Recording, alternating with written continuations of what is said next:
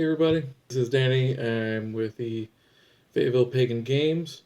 I am going to do the update Q&A video. I know I usually do these live, but I feel like editing out all the uhs and ums so that this makes a coherent video.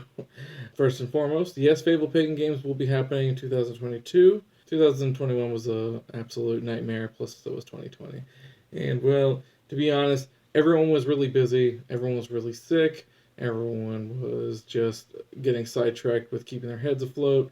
I mean, clearly you were there, you know how it was. So I'm still planning on doing it, and in the spirit of just kind of getting Fayetteville and the surrounding area pagans together, because we had the one and it was pretty successful. At least I felt it was pretty successful. I think it was like 60 to 80 people there, most of which were not people I knew. So that's a pretty good win for me.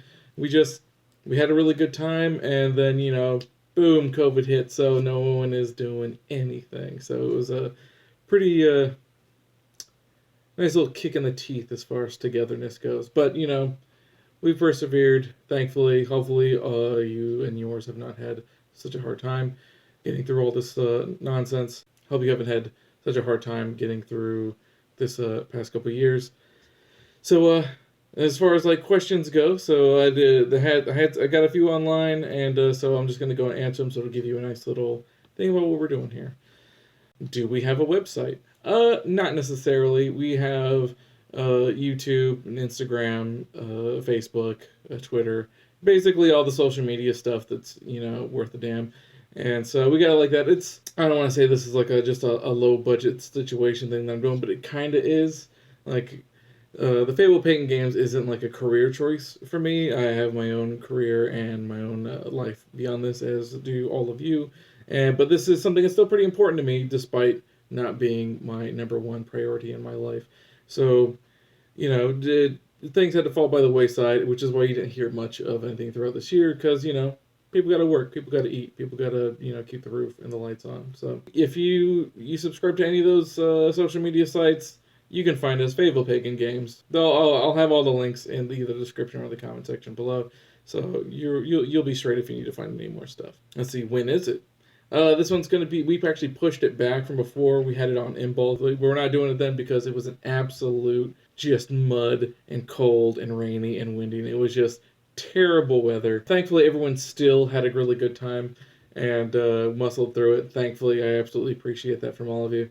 So we pushed it back. Hopefully we can get a little more sunshine, a little more heat at that point. So we've pushed it back to March 12th, also on a Saturday. Still in the same place. Arnett Park. We're still keeping it there just for now, just because, like I said, this is one of those things where I want to do this. I want to bring people together, but I also don't want to bite off more than I can chew and give people a terrible experience, pretty much backtracking everything that we've been trying to do. It starts 11 a.m. and ends at 4 p.m. Why? Why so early? Because, well, one, the park only opens its gates up at 9, so we'll have to get there. I'll be there at 9 helping set up, but I can't make sure that everyone can get there in time to help set up and get things together with the volunteers and people who are helping me out. Have at least a solid hour to get things set up and squared away before people show up. So but they'll be showing up at 11. Have about 2 hours to get through half of the events, 1 hour for discussion and have a speaker, and then 2 more hours to wrap the whole thing up and get out of there by 5 o'clock, because they will absolutely close the gates and lock them. I don't know why that was an issue. It was an issue last time, and I can tell you the story in person some of the time. Nevertheless, it's still a solid site and area for us to have the event in. So I think just have it there at least one more time, just so we can get everything squared away, and then throughout the rest of this year we can start cherry picking, see if we can find a slightly more perfect place to have the Fayetteville Pagan Games. Does it cost to compete? Yes, it does. It costs $8. So we got the Eventbrite already up to get tickets. So it's $8 if you're going to be a competitor, if you're going to compete in the games, and if you plan on trying to win some prizes. Is it free to watch? Yes, it's free to watch. If you're there just to watch people possibly embarrass themselves or kind of show out, then yeah, it's absolutely free. Come on, it's a public park. Come over and watch. Have a good time, please. The big question, is there food? Food is expensive.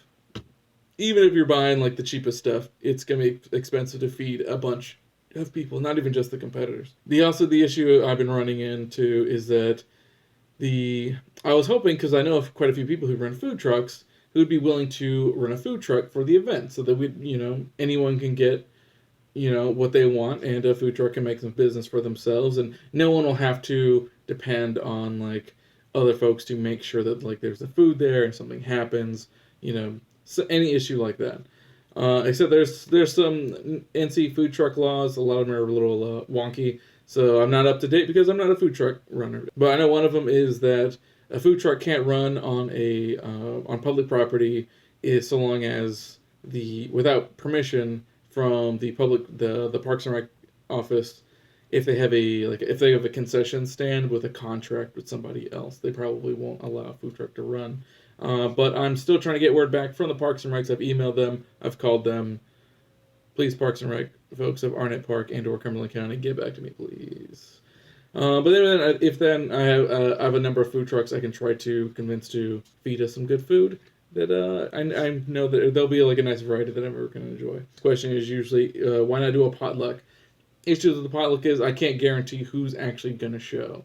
Even most of the competitors, even though we had some people like pay ahead and guarantee their spot, most people who signed on for the Fayetteville Pagan Games signed on that day, that morning.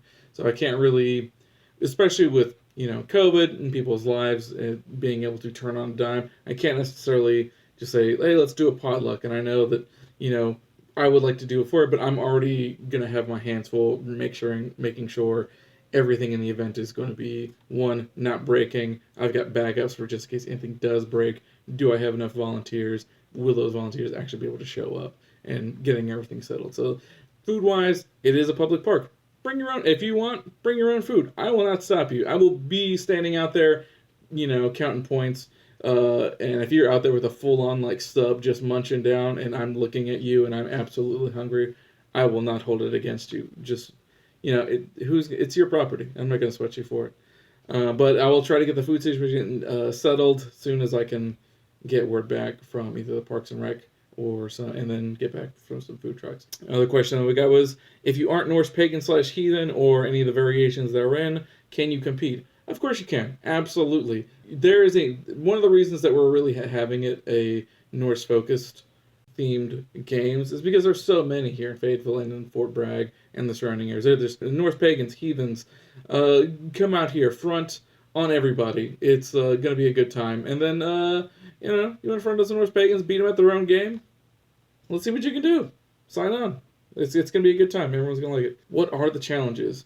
Okay, so I'm going to do another little quick separate video after this, but there's going to be about 8 challenges in total, ranging from either like luck-based, so maybe a magical experience might be super helpful, might give you an edge, to just straight-up physical matches, relays, and of course everyone's favorite, beating each other with foam swords and shields. It'll be everyone really loves that one, and we've thanks to the last one we did, we'll be able to streamline a lot of these. I know we had to last time we cut a few out, sadly, due to time constraints.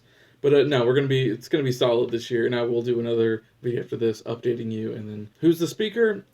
I'm kind of fluctuating between at least 2 other people. The thing is that I gotta just make sure that, of course, I can pay them for gas, pay them for the time, and make sure that nothing comes up that they can be there. It'll probably be someone a bit more local than last time, but it'll be definitely someone worth your time to listen to speak. And of course, that's usually everyone's lunch time, so they can just absorb some good knowledge. What are the prizes? Okay, so the first 9 people who sign up or who buy their competitor tickets, they will get, I have 9 journals here. Last time we had like little bookmarks of the muses, since we're doing Greek. This time I've got 9 different Norse gods and goddesses for everyone's. So it'll be first come, first serve. You get there before everyone else is. You get to pick whichever one you want. And yes, that's Thor in a dress. Go to Freya. I can't remember his name. Balder, I believe. Go to Hel. Heimdall. First 9. Everyone else, you just get to sign up and compete with everybody else. Beyond that, the tiers, the different tiers for prizes are going to go as is.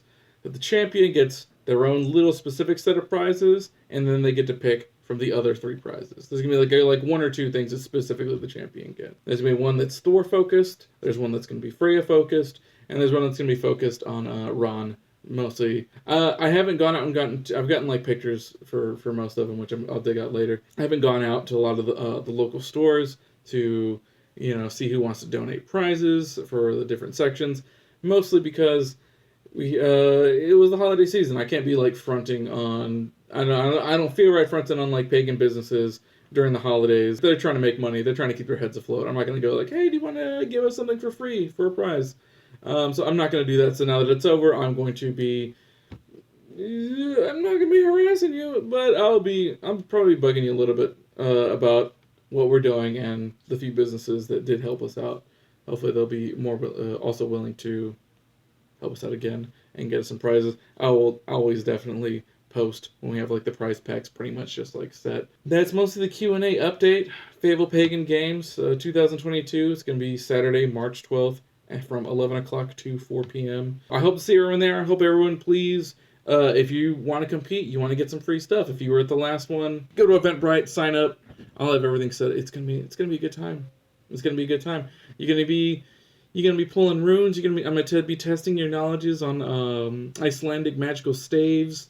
You're gonna be running relays. I'm making an entire boat, a Viking boat, out of cardboard that you people are gonna have to like drag around like it's in a relay. It's gonna be so good. There's going to be an archery contest. It'll be blindfolded. You'll be trying to hit Balder. I think, to be honest, I think that's about it. That's as far as the update goes. I'm going to do a little bit more, another video really explaining like every single challenge and where it comes from and the bits of lore and stories that are attached to them. And I hope to see you all there. Blessed be. Hail.